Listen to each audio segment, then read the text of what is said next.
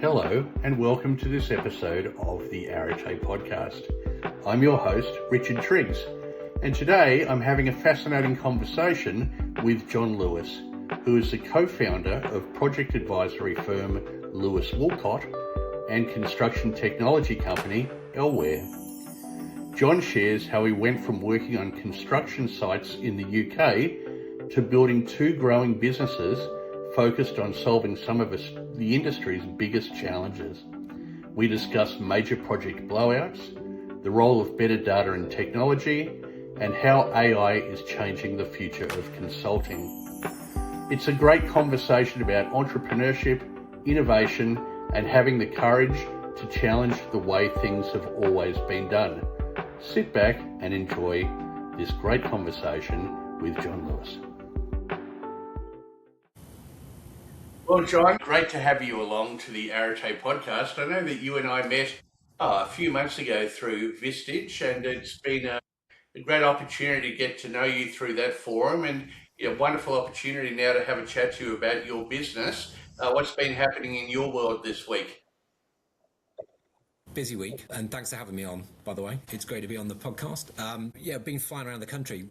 Obviously, work takes me to different locations. I won't name names, but we're working on some big projects down in New South Wales. So I've been down there this week, back up yesterday. We're moving office on Friday from our place in Milton. So it's hectic at the moment, sort of juggling travel and office moves. Yeah, I know from our prior conversations, you travel a lot in your work. Yeah, we've got an office in Sydney, our head office is in Brisbane, and we've got an office in Perth as well. And then now and again we pick up really large projects where we have a lot of our people, and then that requires visits to those locations as well, so I can go and see our people there. So pretty much every week or every second week I'm on a plane. It's a pretty grueling travel schedule. Yeah, I imagine I used to do that in my prior career, but fortunately I don't have to do it anymore, which I appreciate. So you're currently working under two brands, Lware and Lewis Woolcott. To differentiate those for us and how they kind of work together, and give us a sense of your current professional responsibilities. Yeah, so I'm the co-founder of those two businesses. Lewis Woolcott came first. I started that business with my business partner Dan Woolcott I think we're coming up to 6 years now. And to start with, when we founded Lewis Woolcott, we had the idea that we would differentiate ourselves in a pretty competitive consultancy market by offering technology as part of our solution. We were offering delay analysis, commercial advice, and there wasn't a lot of technology in those arenas. It was pretty conventional, particularly in commercial advice and contractual advice. It was very much opinion-based consulting field where experts give opinion.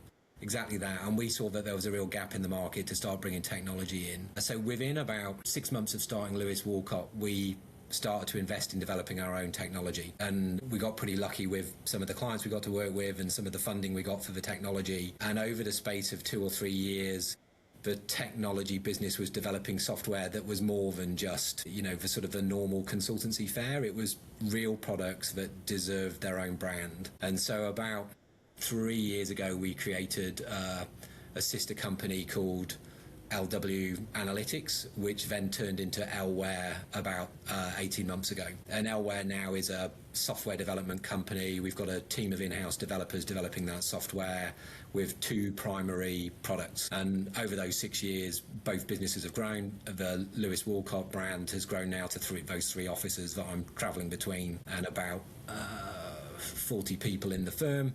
We sort of bounce around a bit, but it's been a pretty rapid growth. Okay, and so for people, including me, who are trying to understand what all this means, perhaps talk about, the markets you work in and specifically, the services you provide, and you might even want to give an example of a particular client.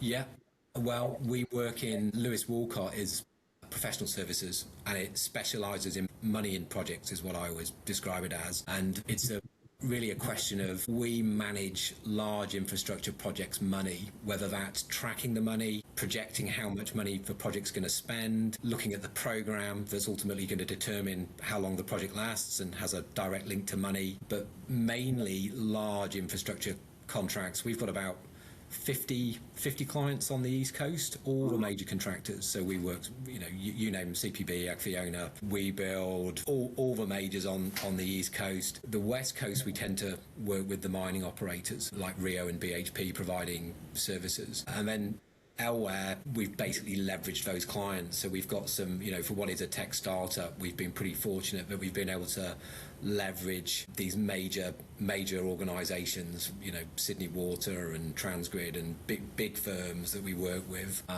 and being able to springboard off the back of the consultancy services to introduce them to the Lware technology. And so it's a bit of a symbiotic relationship between the two companies. So what's the typical buying introduction? The company goes, we've got a big project. We need to have some rigor around how we manage that project. We need to talk to somebody who can provide that overlay. Is that right, or am I misunderstanding? Yeah, it's a bit like that. So sometimes we go in because the project's distressed. So a client comes to us, they're over budget, or they found themselves in a contractual tight spot and they need to get themselves out of that tight spot. Sometimes they're coming to us and they're going to set up a project and they don't have the procedures or the systems that are going to help them manage the money on that project.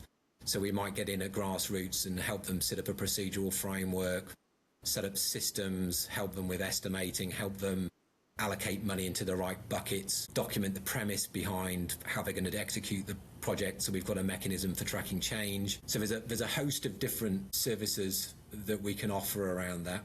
Some of them pre-award, pre-contract signing, some of them post-contract signing. And because the work's subtly different, we've got different delivery streams. So we've got a stream called PMO, which deals with Project Management Office. And that's really the setup of those procedures and systems.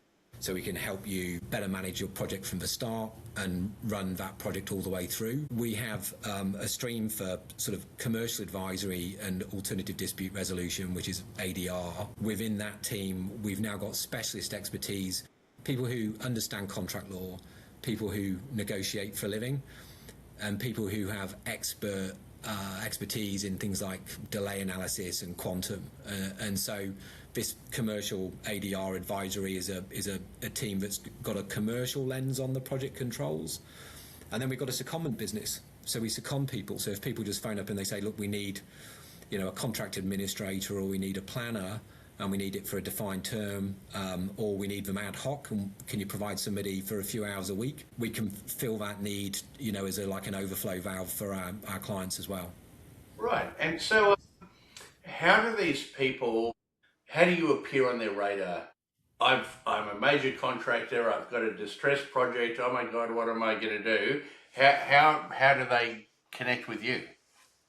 It's getting easier. I think when we started, we were relying on our personal networks, and origination is a key sort of word in how do we find clients, how do we grow? Yeah. As you grow, you attract more people into your company, more expertise. They have their own networks, and it becomes, a bit of an exponential curve. That's what we found. Particularly if you're recruiting good, high-quality experts in their field, they tend to come with good, high-quality connections that lead to ongoing work. But we've also done huge amounts on LinkedIn. So I think we've currently got over 5,000 followers, which is a pretty good, for a company, that's a pretty good follower network.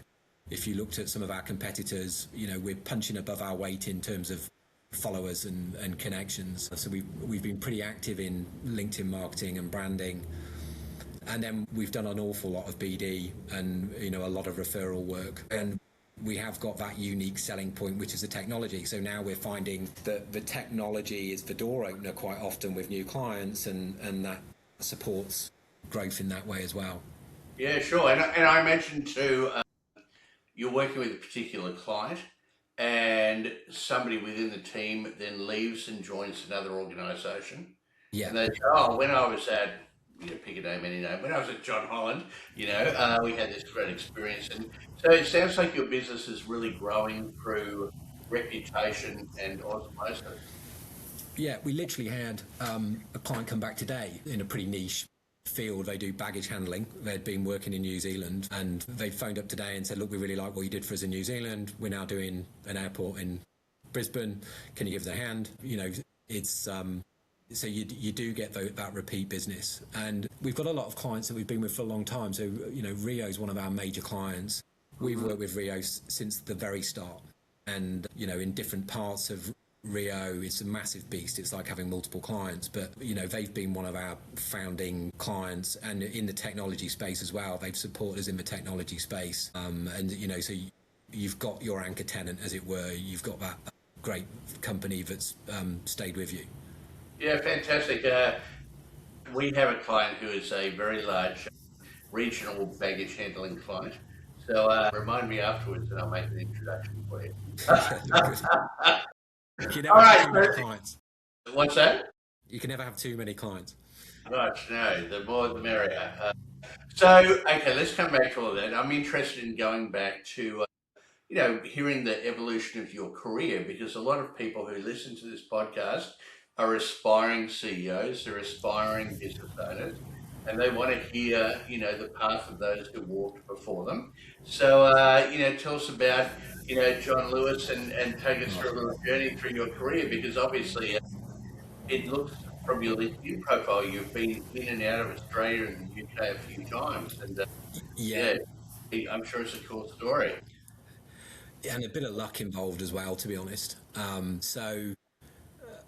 I started where to begin. Dropped out of university. So I was doing a construction management degree and dropped out and ended up working on construction projects because I knew enough to be dangerous to go in there.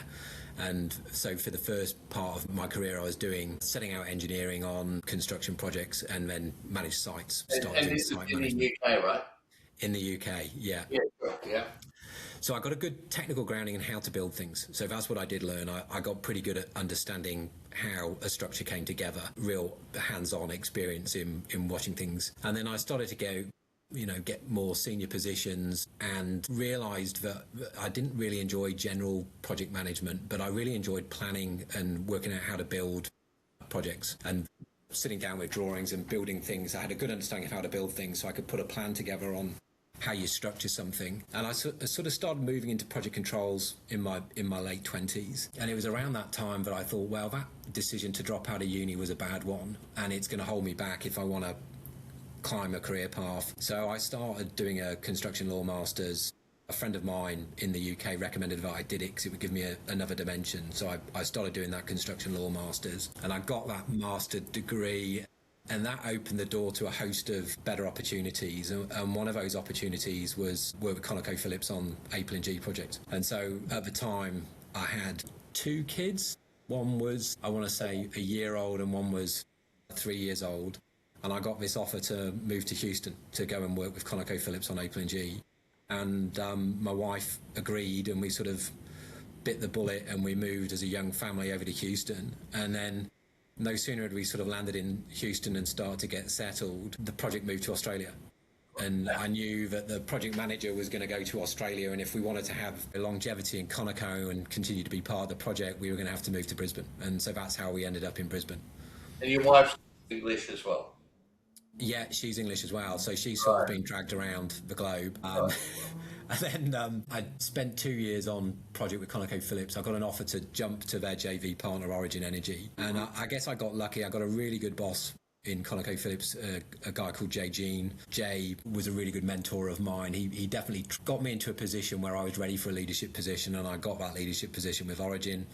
At the time, the CEO of Integrated Gas, with a guy called David Baldwin, he gave me the job. And then so I finished A+G within Origin Energy around the time the oil price crashed. And so when I took the job, it was a very different outlook for Origin at that time. We were looking at international plays across the globe. It was going to be a good place for a commercial guy, a project commercial guy in that organisation. And then the oil price crashed. There were no more international plays, shall we say, for Origin Energy. And at that point, we decided to move back to the UK, sort of for family reasons, and also I got an opportunity to go and work with GE in a leadership position in GE, the oil and gas division. And so did that for 2 years back in the UK. Ironically, it was down the road from where we'd been living previously near Bristol. Fond memories of working at GE, definitely learnt a lot. Hard time to be in a commercial capacity in oil and gas. We were fighting for every dollar that we could win. I worked with some really talented people in GE, like Graham Gillies, who's now, I think he's VP of Baker Hughes. So I got to work with some real talent in my organisation.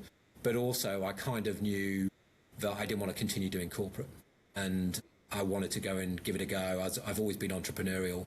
I think I sat in a room full of people in a leadership team where they were testing you for where you sat on a grid. And I can't remember if it was the bottom left or bottom right, but everybody was clustered in the bottom left of the grid. And the person who was doing the analysis of it all said, oh, that's the CEO quadrant. And I was there in this different quadrant all by myself in a room. And she said, oh, that's the entrepreneur's quadrant. You're in the entrepreneur's quadrant. And it clicked. So I kind of, that was a real moment for me where I realised that I didn't want to continue to persevere in a career that I probably wasn't naturally suited to, and I was going to always be better in an entrepreneurial environment. Yeah, it's funny, isn't it? What leads people into their own business. Some people, it's this burning desire to, grow and develop themselves. In my instance, it was just, I'm sick and tired of reporting to idiots, and I'm sitting in this position, I'm constantly judging them. And, if I want to actually, prove my worth, I need to do it myself, because, I feel so conflicted. I'm so judgmental, and but we all kind of end up here. And I think like you, it's been a wild ride since. So you've now got this business and it's been going really well. And so I'm really interested, starting with Lewis Woolcott and then developing the technology business. What was the inspiration or the idea about keeping those very separate? Yeah, it was a really difficult decision, and a decision we still wrestle with today. And some of it was driven financially, because if you run a consulting firm, it's spiky. Particularly if you do claims work, and 1 minute you've got 10 people working on a matter, and then the clients decide that they're going to do a deal. And, it could be a really good deal. We've done a good job, but you're not working on the Monday. 10 people have now stopped being paid. And so those spikes in the business, and then you've got to rebuild, and you might not find one matter that's going to take 10 people. So you've got to find those people new roles. So you've kind of on this constant roll of revenue. Now, as you get bigger, those spikes get less severe and they normalise through the business. But one of the drivers was, wouldn't it be nice to have a nice steady flow of software sales revenue that doesn't go up and down, that would supplement that business? And so there was a bit of a financial motivation within the firm. But I think there was also a real belief that there was a gap, and that a lot of the tasks we did, such as delay analysis, where you're analysing data, or you're following a process that just lent itself to being captured in an algorithm. And then I think there was another decision that we spent an awful lot of time arguing about things that could probably be proven with the right technology. And there are competing visions. So the technology business is definitely there to make traditional processes faster and easier and automated, which, kind of goes against the grain of selling hours in a consultancy model. Which really, if you're using some of our tools, the amount of time you're going to spend proving a delay claim, or you're going to spend on a quantum claim, they're going to be significantly reduced. So they do kind of run contrary to each other. And also, we felt that in the market, people like certainty. They want to know, are you a software company? What are you? You're a software company or are you a consulting firm? And they can't differentiate. And quite often, if you're selling software, even if it's high quality software, they're going to go, oh, you're really consultants. It's really a consultancy firm. And they kind of look down their nose at it. They're saying it's a lead magnet, right? Yeah. Yeah. And it definitely wasn't. And I'd seen a lot of other quantity surveying practices and other consulting firms that had produced software, and it was, it was quite good. But it felt more like an Excel macro or a platform for capturing and structuring, like a database. Really, it was extensions of database, capturing stuff in the cloud. And we were coming up with concepts that were like Uber for a construction project. We're watching visualizations of things moving in real time, and these were not your normal consultancy offerings. It was complex stuff with setup and years of development and millions of dollars of investment, and it deserved its own brand. It wasn't just an extension of Lewis Woolcott, and so we wrestled with that problem long and hard, because it's definitely a differentiator for Lewis Woolcott. There's definitely a link between the services we sell and that technology that we're developing, but I think at the end of the day, we felt the software deserves its own brand. It's good enough. It warrants it. It's a technology company. Being frank, the people who work in a consultancy business are different to the people who work in a technology business. The devs and the experts are very different beasts. They work different hours in different rooms. Some of them like the blinds drawn in dark environments by themselves. And, there's another side of the business that are consultants. So I suppose that, and then your customer, they're construction people, so technology is, they're used to just getting stuff done, right? And so it's a amalgamation of the technology propeller head, the consultant problem solver, the construction, want to deliver an outcome. It must make for a very fascinating, communication, well, potentially a problem, but, it's something that must be very interesting to manage. It's what we're lucky. So if you think about it, we've got all these beta testers that sit within Lewis Woolcott. So when we've got a new product in Lware, or we've got a new bit of functionality, we can go and test it with the Lewis Woolcott team. And if it's terrible, if the feedback is the baby's ugly, we've got it before we've gone to market. And, the tech team won't like it, but at least they've got that direct feedback before we've gone too far. And it's the same with the backlog. When we find problems in consulting, that can feed into the backlog for what we do in the tech business. So and in the same way, you can start to look at what the technology guys bring, and that's changing the way we're working in Lewis Woolcott as well. So the two do talk to each other, and you can just. There's probably not a consultant in the firm right now that isn't using Claude, right? Everybody's using it. So. And I wonder if we didn't have that technology team, whether we would have been such early adopters, whether we'd have been as fast.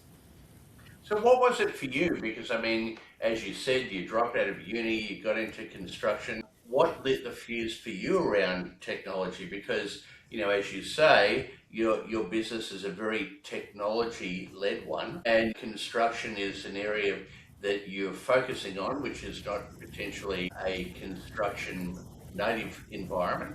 So what created that dynamic for you to want to shift the needle? There's a few things.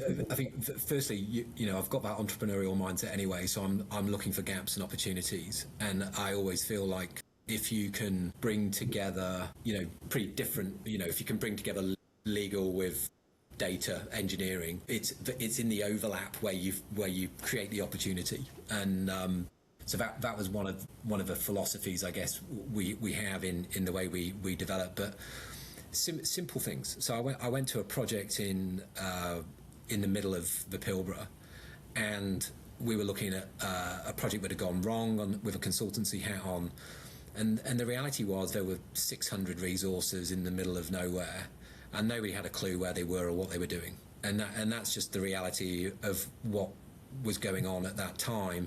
And it's not uncommon, the record information that you see on these projects isn't great.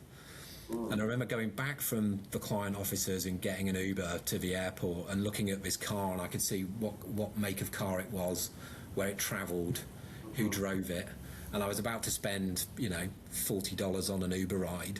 I just walked off a project hundreds of millions of dollars where they didn't have the same visibility. And you look at that and you think, why on earth am I going to spend the next 3 months reviewing record information? Whereas if I had an app that looked like Uber, I was going to be able to answer exactly where everybody was and tell you exactly what was going on. Sorry? instantaneously. And it just, so I think, and I think because I've been in that environment for so many years, but by now I've been doing pretty senior level commercial management for 10 years. So I've been negotiating these issues. I've been negotiating unknowns that didn't need to be unknowns, or I've been negotiating ambiguity where there didn't need to be ambiguity because we could prove it with data. And it just seemed like that there was an obvious shortcut there that was being missed. Yeah, okay. And you mentioned, utilization of Claude previously, and I can tell you right now, I'm working with a Claude consultant, and it is literally blowing my mind every single day. But what do you think is going to be the effect of AI on consulting in general and your business in particular? Yeah, well, it's an issue. If you've got a billable hours model, it's a challenge. And, I'll give you an example. We were looking at a piece of delay analysis the other day, and we were reviewing data. And traditionally what you'd have done is you'd have started creating pivot tables with that data and manually reviewing and looking at that data. And it could have taken, anywhere from half a day to a day to do that task.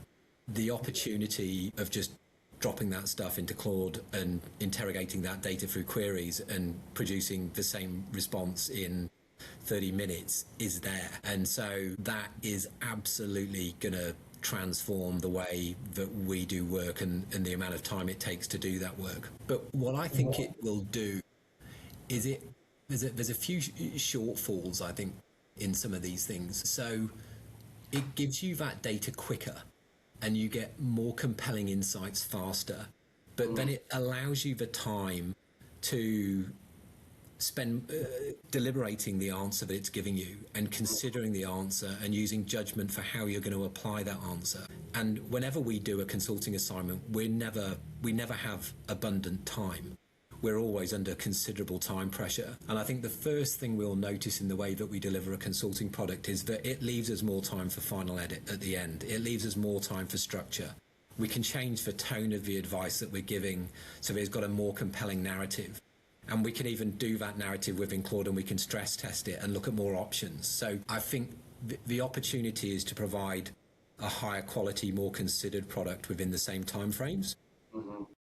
And I think we've also got this other Lware brand where, now we're using that analytics both in the way we develop our software and the way that we, integrate it into that software. And we're looking at the development times just drop and the backlog, we can now, there's no shortage of ideas for our backlog. And now we can just get through that backlog in a fraction of the time that it was taking us previously. So it allows us to punch well above our weight in terms of the number of developers and the speed that we can turn stuff around. So it's not all negative, but it's definitely a challenge that we're going to have to adapt to over time. Yeah, so I imagine, like for most businesses, how do you balance the fear with the excitement and the curiosity? Because I'm curious, I'm excited, but at the same time I'm going, holy crap, what's this going to mean for my business? Finding that balance, how do you do that? It's challenging. I mean, at the moment, like I said, we're all using Claude, and we don't have anybody who's not fully billable right now. Everybody is absolutely flat out. So is Claude causing us now? I guess it could be that we're doing a good job because we're using within our deliverables, so we're getting busier. And when the rest of the market catches up, will that still be the same? Maybe. There's a risk that everybody's equally as efficient and now there really isn't enough work to go around. So I think that's the fear. But I do see, the role changing slightly in that, we can be the guide and be more considered in the advice, and we can guide people through what the advice is meaning. There's still a place for human judgment and human interaction in the feedback that the data is giving you. And I don't think that's ever going to go away. I think somebody's always going to want, and the analysis that we're doing, it's technical. It's still the prompts we're writing require expertise. We know what we're doing. Those prompts might not be intuitive to somebody who doesn't have our expertise, and not everybody wants to have the output explained to them by a machine. They want a human to explain those outputs and articulate it. So I don't think our role goes away. I don't think it's the end of consulting, but it's definitely a major change for consulting. Yeah. You mentioned earlier that, often you're called in where there's a problem. there's a major cost blowout or a time blowout or what have you. And, I know we won't necessarily name specific projects you're involved with, but, these are projects where there are these not catastrophic events, but, things are running well away from where they should be. So what do you think is the cause of that? And, what are the solutions? Yeah, it's a very relevant question at the moment, and I think major projects that lose money, is on the radar at the moment. It's a really topical conversation, and we do get involved in those major projects as well. One of the fundamental things I think the industry rescues, and they're coming up with band-aids for how they fix the prices. When they start these mega projects, what is the right estimate? How do you allow for all these unknowns? And when you're talking about projects that are billions and billions of dollars, it's very, very difficult to precisely forecast what these unknowns in bespoke custom environments are going to come out at. And there's some good books on this subject. There's an IPA book that's written by a guy called Ed Morrow, and he talks about industrial mega projects over $1 billion. And I think he says if you're within 20% of FID, it's a success. Right. And I always feel like the basis for a mega project should be that you need a contingency of at least 20%. But it still comes down to these benchmarking metrics and the accuracy of the benchmarking metrics and the ability of companies to be able to predict what's going to happen. Now, if ever there was an argument for better data to inform those benchmarks and better statistical modeling and better technology to help you predict the outcome, I think we're looking at it at the moment. And I think what we'll see a transformation over the next few years where that predictive modeling that people rely on when they go into these mega projects will become better informed by better data, and the sophistication of the predictions will be enhanced all the time. And I still look at the way a lot of things like schedule risk analysis is performed to try and identify when the project's going to finish.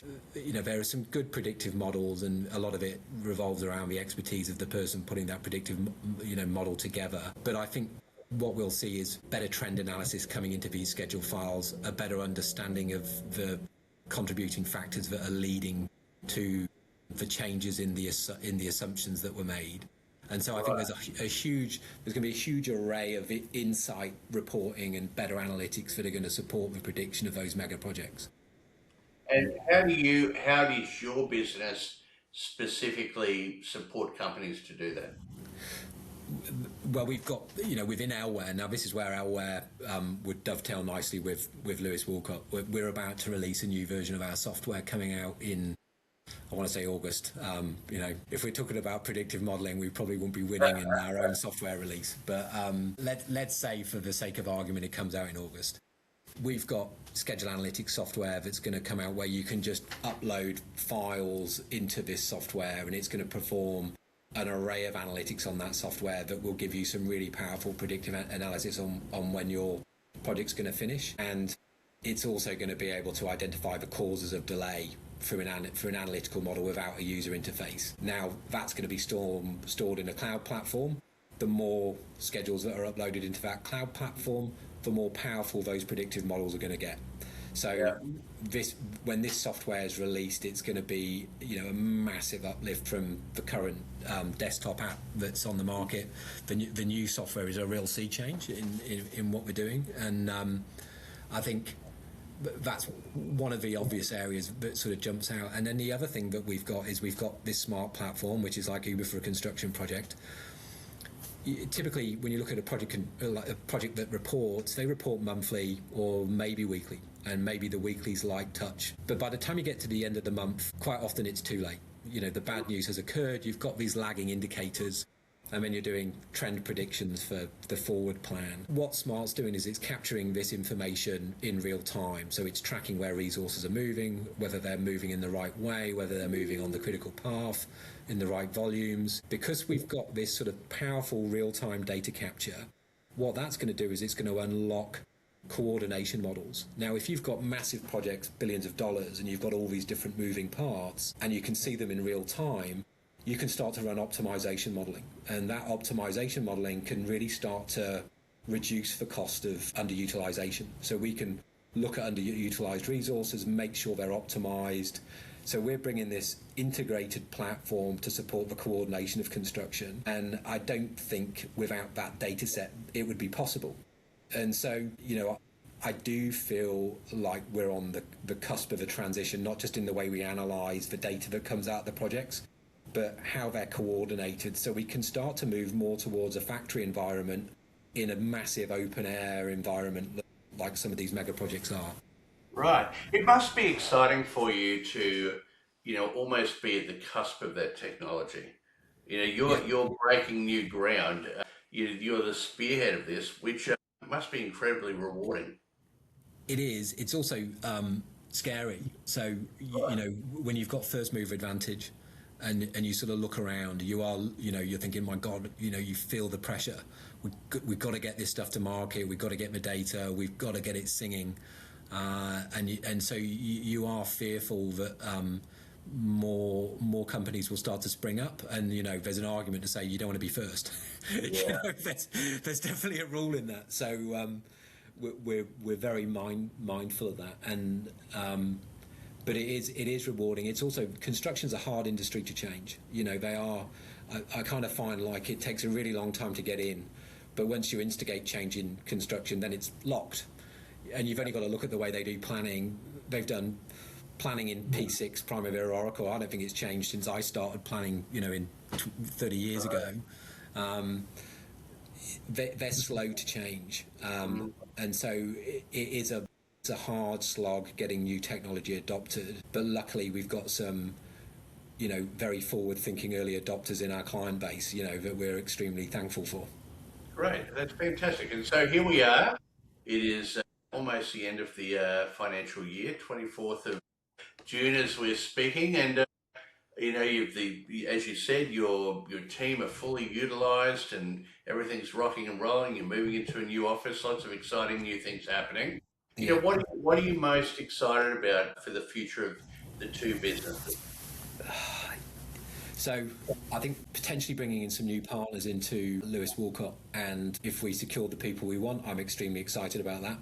Some people I've known for a number of years, and getting to work with them within the business and with them as part of the business is going to be a massive deal for us, and it spreads the load but just adds a new dimension to what we already offer. So I'm pretty excited about bringing in those new people. We've also, within Lware, we've got this massive release coming out of Logic Plus in August, and new revisions to the Smart platform.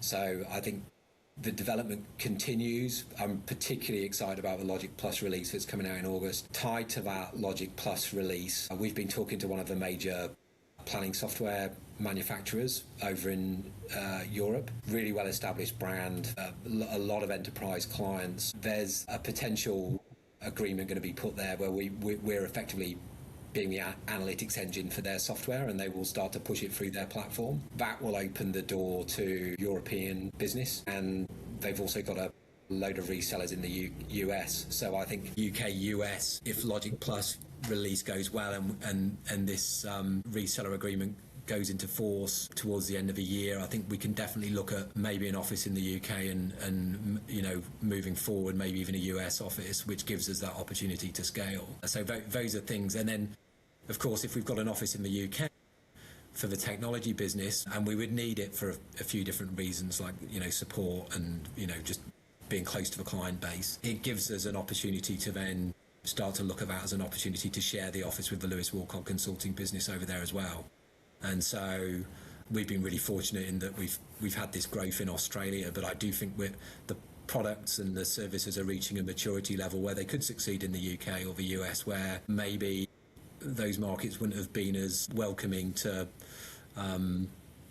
startups. I think Australia provides such a brilliant platform for startup businesses. I don't think we could have done what we've done in the UK, but it might be the time to start looking at that as an opportunity going forward. Fantastic. Well, look, it sounds like there's some tremendous opportunity ahead. And before we wrap it up, because I know that you've got plenty of other things to get on with, I always like to ask a question at the end, John.